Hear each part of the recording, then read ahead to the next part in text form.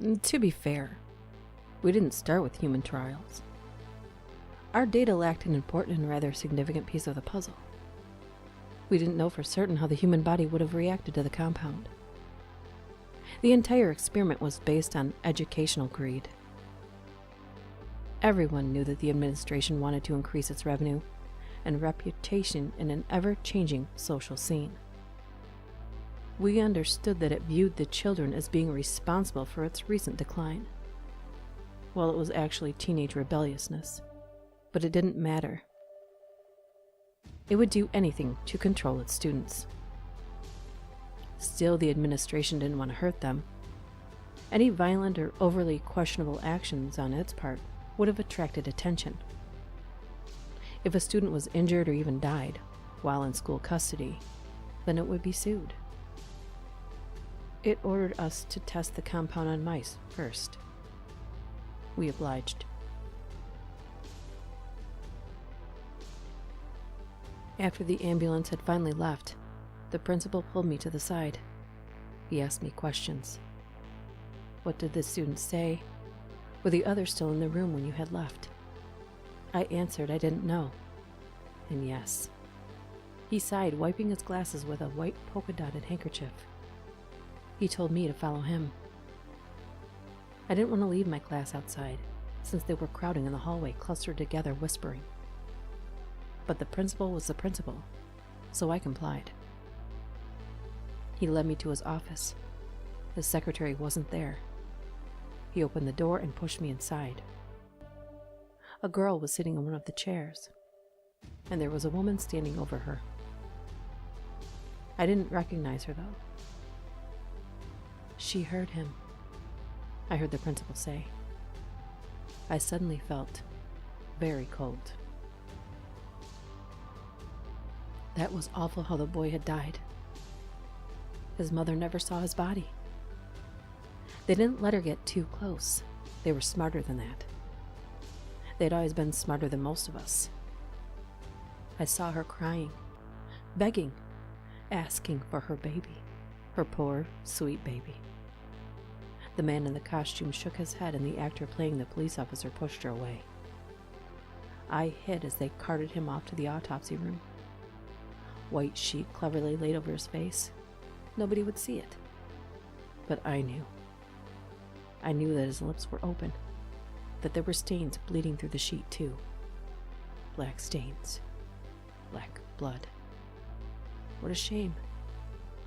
They stepped into it. Our first run with testing the mice had some unexpected results. We dosed them day by day. Each time we increased the volume, starting off small and making our way up to dangerously high levels. The effectiveness of the compound was improved in turn. But there was something else. We eventually realized that it didn't just induce a compressed emotional state, but also induced unusual sleep patterns. They would sleep standing up with wide eyes. The principles associated with dreams, as gathered by neurological research and multiple peer-reviewed essays, consist of three constants: imagination, memory, and stability. Imagination is responsible for projecting intent upon the so-called void that resides at the Herald Colony Point. This results in dreams and nightmares. Since imagination can only do so much, memory helps trick the rational mind by interjecting its knowledge of the real world into the basic foundation of said dream. And when you add the human mind's innate desire for stability, for its own worldview to be verified, you get an unusual phenomenon, an artificial psycho-reality.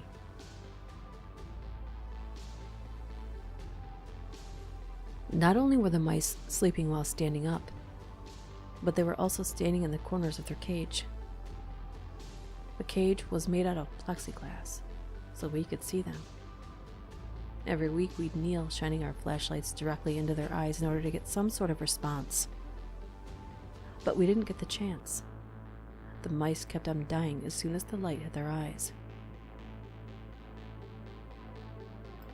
Amanda is a good starting place when trying to understand what went wrong. She was a student of an excluded teacher who had left her class alone in the same room as a test subject. Said test subject had suffered from an unidentifiable ailment and expired. A representative of the organization attempted to gather more information on the incident by interviewing her. The principal of Westmary Elementary and her teacher were present at the time, though the teacher had not been cleared for debriefing. The interview ended an hour later, and Amanda was determined to be traumatized and sent home. She would only repeat the same 3 words. Mother wanted him.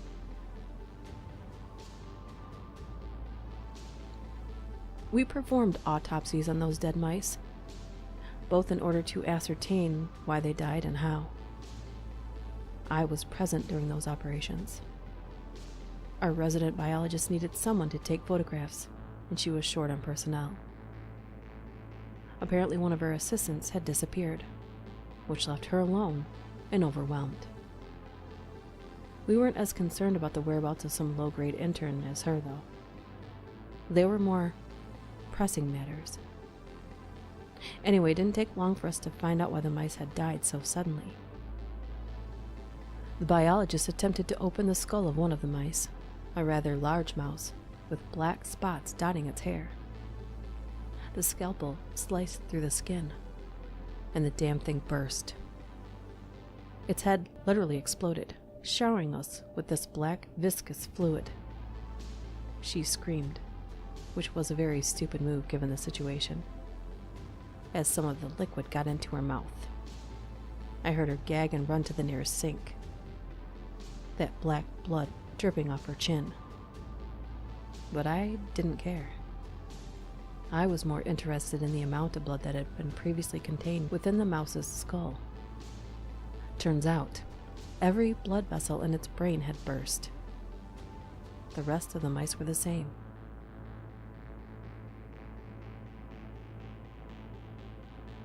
What do you do when a child dies? When they have been subjected to illegal experimentation prior to their death? There's only one appropriate course of action. You call your friends in higher places. You ask for a favor. And you double down.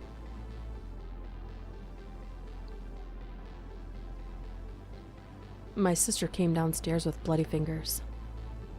This was the morning after she had been visited by her new mother. I watched as she took a seat at the kitchen table, eyes red from crying. I could tell she was losing something important. Not necessarily her blood, but something else. She didn't look at me. Her eyes were on the plate of fresh toast with butter and jelly that Mom had placed before her. She probably hoped that Amanda would finally eat. And she was right, because it disappeared into her mouth in less than a second. I just stared at her fingertips. They were stained black.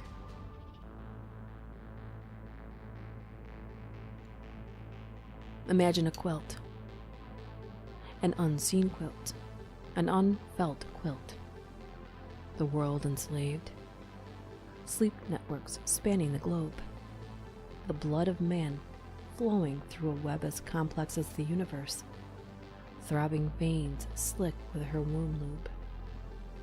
Astral microorganisms. Voices as dense as black holes. Brain cells with a pulse. Dreamers that are lost in fog, screaming with nauseous force. Threading together life and death, sharing blood among them. Alien scissors severing cords binding the body and soul. Ensnaring little flies, rings of ripped-off minds blabbering about blasphemous fantasies, a vast reef of nightmares. That's the Great Quilt. A great scream-driven sleep giving birth to eternal non-life as children drugged by milk float around in its spiraling mouth. Scattering across split time, the radios of flesh wish to warn them about their new mother. The mother of spiders.